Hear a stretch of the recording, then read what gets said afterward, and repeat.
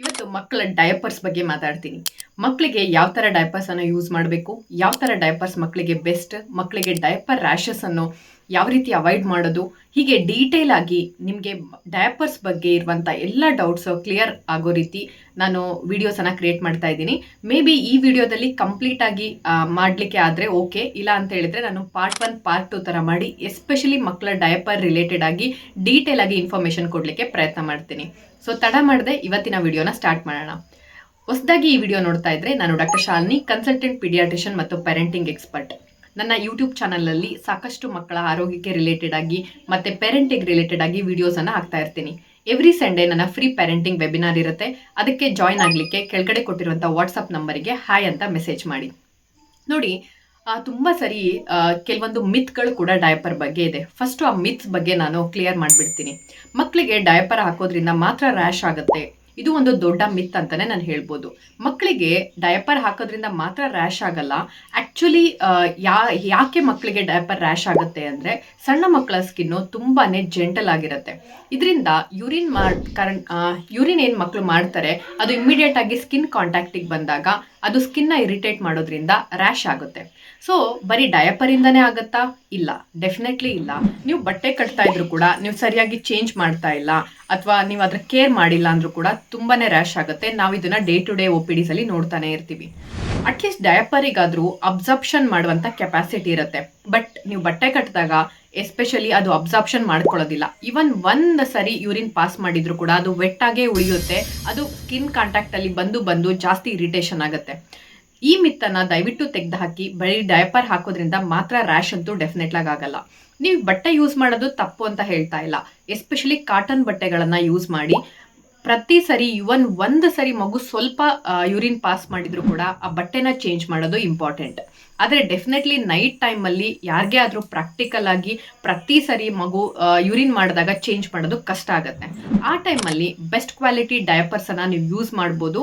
ಈ ವಿಡಿಯೋದಲ್ಲಿ ಅಥವಾ ನೆಕ್ಸ್ಟ್ ವಿಡಿಯೋದಲ್ಲಿ ಯಾವ ಥರ ಬೆಸ್ಟ್ ಡಯಪರ್ಸನ್ನು ಸೆಲೆಕ್ಟ್ ಮಾಡ್ಕೋಬೋದು ಅನ್ನೋದ್ರ ಬಗ್ಗೆ ಡೀಟೇಲ್ ಆಗಿ ಡಿಸ್ಕಸ್ ಮಾಡ್ತೀನಿ. ಆ್ಯಂಡ್ ಎರಡನೇ ಮಿತ್ ಬಂದು, ಡಯಪರ್ನ ಮಕ್ಕಳಿಗೆ ಹಾಕಲೇಬಾರ್ದು. ಡಯಪರ್ ಹಾಕೋದ್ರಿಂದ ಎಸ್ಪೆಷಲಿ ಮೇಲ್ ಚಿಲ್ಡ್ರನ್ ಅಥವಾ ಗಂಡು ಮಕ್ಕಳಲ್ಲಿ ಅವರ ಜನನಾಂಗದ ಪ್ರಾಬ್ಲಮ್ ಆಗುತ್ತೆ, ಹೀಟ್ ತುಂಬ ಜನರೇಟ್ ಮಾಡುತ್ತೆ, ಅಥವಾ ಅವರ ಟೆಸ್ಟಿಸ್ ಏನಿರುತ್ತೆ ಅದು ಕರೆಕ್ಟಾಗಿ ವರ್ಕ್ ಮಾಡಲ್ಲ ಅಂತ ಕೂಡ ಎಷ್ಟೊಂದು ಜನಗಳಲ್ಲಿ ಇದು ಮಿತ್ಸ್ ಇದೆ.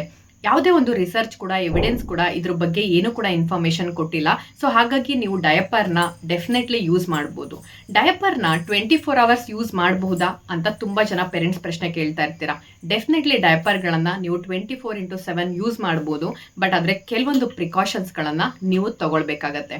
ಸೊ ಯಾವುದೆಲ್ಲ ಪ್ರಿಕಾಷನ್ಸ್ಗಳನ್ನು ನೀವು ತಗೊಳ್ಬೇಕು? ಫಸ್ಟ್ ಆಫ್ ಆಲ್, ಮಕ್ಕಳಿಗೆ ಡಯಪರ್ಸನ್ನು ಯೂಸ್ ಮಾಡಬೇಕಾದ್ರೆ ಎಸ್ಪೆಷಲಿ ಸಣ್ಣ ಮಕ್ಕಳಲ್ಲಿ ಬೆಸ್ಟ್ ಕ್ವಾಲಿಟಿ ಡಯಪರ್ಸನ್ನು ಯೂಸ್ ಮಾಡೋದು ತುಂಬ ಇಂಪಾರ್ಟೆಂಟ್. ನೀವು ಯಾವುದೇ ಡಯಪರ್ ತೊಗೊಂಡ್ರೂ ಕೂಡ ಬೇಸಿಕ್ಕಿಂದ ಅದು ಸ್ಟಾರ್ಟ್ ಆಗುತ್ತೆ. ನೀವು ಸೆಲೆಕ್ಟ್ ಮಾಡಬೇಕಾಗಿರೋದು ಅದರ ಪ್ರೀಮಿಯಂ ಕೇರ್. ಈ ವಿಡಿಯೋದಲ್ಲಿ ನಾನು ಯಾವುದೇ ಬ್ರ್ಯಾಂಡ್ಸ್ಗಳನ್ನು ಕೂಡ ಪ್ರಮೋಟ್ ಮಾಡ್ತಾ ಇಲ್ಲ. ಸೊ ಇವನ್ ಪ್ಯಾಂಪರ್ಸ್ ಬಗ್ಗೆ ನಿಮಗೆ ಹೇಳ್ಬೇಕು ಅಂತ ಹೇಳಿದರೆ, ಪ್ಯಾಂಪರ್ಸಲ್ಲಿ ಕೂಡ ಬೇಸಿಕ್ ಡಯಪರ್ಸ್ ಇರುತ್ತೆ. ಅದಾದಮೇಲೆ ಪ್ರೀಮಿಯಂ ವರ್ಷನ್ಸ್ ಆಫ್ ಡಯಪರ್ಸ್ ಇರುತ್ತೆ. ಅದು ಸ್ವಲ್ಪ ಕಾಸ್ಟ್ಲಿ ಆಗ್ಬೋದು, ನಿಮಗೆ ಮೇ ಬಿ 15 ರೂಪೀಸ್ ಇರ್ಬೋದು, 20 ರೂಪೀಸ್ ಇರ್ಬೋದು. ಬಟ್ ಡೆಫಿನೆಟ್ಲಿ ನನ್ನ ಎಕ್ಸ್ಪೀರಿಯನ್ಸ್ ಕೂಡ ನೀವು ಕೇಳಿದರೆ, ನನ್ನ ಮಗನಿಗೂ ಕೂಡ ಡಯಪರ್ಸ್ನ ಡೆಫಿನೆಟ್ಲಿ ನಾನು ಯೂಸ್ ಮಾಡಿದ್ದೀನಿ. ಆದರೆ ಯಾವತ್ತಿಗೂ ಕೂಡ ರ್ಯಾಷಸ್ ಅಂತೂ ಆಗಿಲ್ಲ. ಯಾಕೆಂದರೆ ಆ ಕೇರ್ ತೊಗೊಳ್ಳೋದು ಪ್ಲಸ್ ಫಸ್ಟ್ ಇಂಪಾರ್ಟೆಂಟ್ ಥಿಂಗ್, ಆ ಕ್ವಾಲಿಟಿ ಡಯಪರ್ಸನ್ನು ಸೆಲೆಕ್ಟ್ ಮಾಡ್ಕೊಳ್ಳೋದು ತುಂಬ ಇಂಪಾರ್ಟೆಂಟ್ ಆಗುತ್ತೆ. ಆ್ಯಂಡ್ ಎರಡನೇ ವಿಷಯ ಬಂದು, ಮಕ್ಕಳಿಗೆ ಡಯಪರ್ಸ್ ಹಾಕಬೇಕಾದ್ರೆ ಎವ್ರಿ 3 hourly ಅಥವಾ ಮ್ಯಾಕ್ಸಿಮಮ್ 4 hourly ದಯವಿಟ್ಟು ಚೇಂಜ್ ಮಾಡಿ. ಅದರಲ್ಲಿ ಯಾವುದೇ ರೀತಿ ಬರೆದಿರ್ಬೋದು 12 hours ತನಕ ಅಬ್ಸಾರ್ಪ್ಷನ್ ಇರುತ್ತೆ, 8 hours ತನಕ ಅಬ್ಸಾರ್ಪ್ಷನ್ ಇರುತ್ತೆ ಅಂತ. ಬಟ್ ದಯವಿಟ್ಟು ಎಸ್ಪೆಷಲಿ ಎಳೆ ಮಕ್ಕಳಲ್ಲಿ 3 to 4 hours ಚೇಂಜ್ ಮಾಡ್ತಾ ಇರಿ. ಇದರಿಂದ ಮಕ್ಕಳಿಗೆ ಡಯಪರ್ ರ್ಯಾಶ್ ಆಗೋದು ಕೂಡ ಈಸಿಯಾಗಿ ಪ್ರಿವೆಂಟ್ ಆಗುತ್ತೆ ಆ್ಯಂಡ್ ನಿಮಗೂ ಕೂಡ ರಿಸ್ಕ್ ಫ್ರೀ ಅಂತ ಅನಿಸುತ್ತೆ. ಆ್ಯಂಡ್ ಮೂರನೇ ವಿಷಯ, ಮಕ್ಕಳಿಗೆ ಡಯಪರ್ ಹಾಕೋದು ಒಂದೇ ಇಂಪಾರ್ಟೆಂಟ್ ಅಲ್ಲ, ಅಥವಾ ಕಂಟಿನ್ಯೂಸ್ ಆಗಿ ಬಟ್ಟೆ ಕಟ್ಟೇ ಬಿಡಬೇಕಂತ ಏನು ಇಂಪಾರ್ಟೆಂಟ್ ಇಲ್ಲ.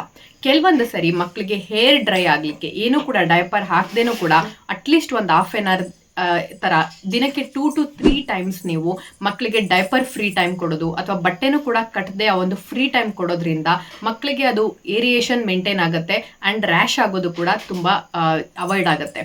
ನೋಡಿ, ಎಸ್ಪೆಷಲಿ ಚಳಿಗಾಲದಲ್ಲಿ ಮಳೆಗಾಲದಲ್ಲಿ ನೀವು ಬಟ್ಟೆ ಕಟ್ಟಬೇಕಾದ್ರೂ ಕೂಡ ಬಟ್ಟೆಗಳು ಏನಿರುತ್ತೆ ಅದನ್ನು ಚೆನ್ನಾಗಿ ಒಣಗಿಸಿ ತಗೋಬೇಕು. ಇಲ್ಲ ಅಂತ ಹೇಳಿದ್ರೆ ಸ್ವಲ್ಪ ತೇವಾಂಶ ಇದ್ರೂ ಕೂಡ ಅದು ಮಕ್ಕಳಿಗೆ ಸ್ಕಿನ್ಗೆ ಇರಿಟೇಟ್ ಮಾಡುವಂಥ ಚಾನ್ಸಸ್ ಇರುತ್ತೆ. ಕೆಲವೊಂದ್ಸರಿ ಫಂಗಲ್ ಇನ್ಫೆಕ್ಷನ್ಸ್ ಆಗುವಂಥ ಚಾನ್ಸಸ್ ಇರುತ್ತೆ. ಮತ್ತು ಡಯಪರ್ಸ್ ಕೂಡ ಡೈಪರ್ ರ್ಯಾಶ್ ಕೂಡ ಇದು ಅಗ್ರವೇಟ್ ಮಾಡುತ್ತೆ. ಸೊ ನೀವು ಡಯಪರ್ಸ್ನ 24/7 ಯೂಸ್ ಮಾಡಬೇಕಾ? ಹೌದು, ಯೂಸ್ ಮಾಡ್ಬೋದು. ಆದರೆ ಪ್ರೀಮಿಯಂ ಕ್ವಾಲಿಟಿ ಡಯಪರ್ಸ್ ಯೂಸ್ ಮಾಡಬೇಕು. ಎವ್ರಿ 3 to 4 ಅವರ್ಲಿ ಚೇಂಜ್ ಮಾಡೋದು ತುಂಬ ಇಂಪಾರ್ಟೆಂಟ್ ಆಗುತ್ತೆ.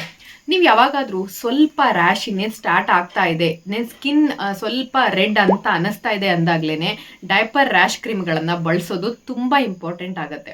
ನೀವು ಆ ಟೈಮಲ್ಲಿ ಏನಾದರೂ ನೀಟಾಗಿ ಪ್ರಿಕಾಷನ್ಸ್ ತೊಗೊಂಡ್ರಿ, ಹೇರ್ ಡ್ರೈ ಆಗಲಿಕ್ಕೆ ಬಿಟ್ರಿ, ಮತ್ತು ಪ್ರೀಮಿಯಂ ಕ್ವಾಲಿಟಿ ಡೈಪರ್ಸಿಗೆ ಬದಲಾಯಿಸ್ಕೊಂಡ್ರಿ ಅಂದರೆ ಸಿವಿಯರ್ ಆಗಿ ಡೈಪರ್ ರ್ಯಾಶ್ ಆಗೋದು ಅವಾಯ್ಡ್ ಆಗುತ್ತೆ. ಮತ್ತೆ ಇನ್ನೊಂದು ಇಂಪಾರ್ಟೆಂಟ್ ಟಿಪ್ಸ್ ಏನಪ್ಪಾ ಅಂತ ಹೇಳಿದ್ರೆ, ಮಕ್ಕಳು ಮೋಷನ್ ಮಾಡಿದಾಗ ದಯವಿಟ್ಟು ಉಜ್ಜಿ ತೆಗಿಬೇಡಿ. ಯಾವತ್ತು ಟ್ಯಾಪ್ ಡ್ಯಾಪ್ ಡ್ಯಾಪ್ ಡ್ಯಾಪ್ ಮಾಡಿನೇ ಅದನ್ನ ಕ್ಲೀನ್ ಮಾಡ್ಕೋಬೇಕು. ನೀವು actually wipes, especially alcohol wipes ಅನ್ನ ಅವಾಯ್ಡ್ ಮಾಡಿ. ಇದು ಕೂಡ ಸ್ಕಿನ್ನಿಗೆ ಇರಿಟೇಟ್ ಮಾಡಿ ಡೈಪರ್ ರ್ಯಾಶ್ ಮಾಡುವಂತ ಚಾನ್ಸಸ್ ಇರುತ್ತೆ. ವಾಟರ್ ವೈಪ್ಸ್ ಯೂಸ್ ಮಾಡಿ, ಅಥವಾ ಸಿಂಪಲ್ ಆಗಿ ನೀವು ಕುಡಿಯೋ ನೀರಿಂದ ಕಾಟನ್ ಬಟ್ಟೆಗಳಿಂದ ಡ್ಯಾಪ್ ಟ್ಯಾಪ್ ಮಾಡಿ ಅದನ್ನ ಕ್ಲೀನ್ ಮಾಡಬೇಕು. ನೀವು ಚೆನ್ನಾಗಿ ತಿಕ್ಕಿ ರಬ್ ಮಾಡಿದ್ರಿ ಅಂದ್ರೆ ಸ್ಕಿನ್ ಬೇಗ ಎರೋಡ್ ಆಗುತ್ತೆ.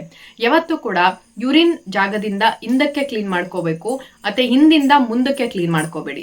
ಇದರಿಂದ ಏನಾಗುತ್ತೆ, ಮೋಷನ್ ಕೆಲವೊಂದ್ಸರಿ ಮಾಡಿದ್ದು ಯೂರಿನ್ ಜಾಗಕ್ಕೂ ಬಂದಾಗ ಯೂರಿನ್ ಇನ್ಫೆಕ್ಷನ್ ಆಗುವಂತ ಚಾನ್ಸಸ್ ಇರುತ್ತೆ.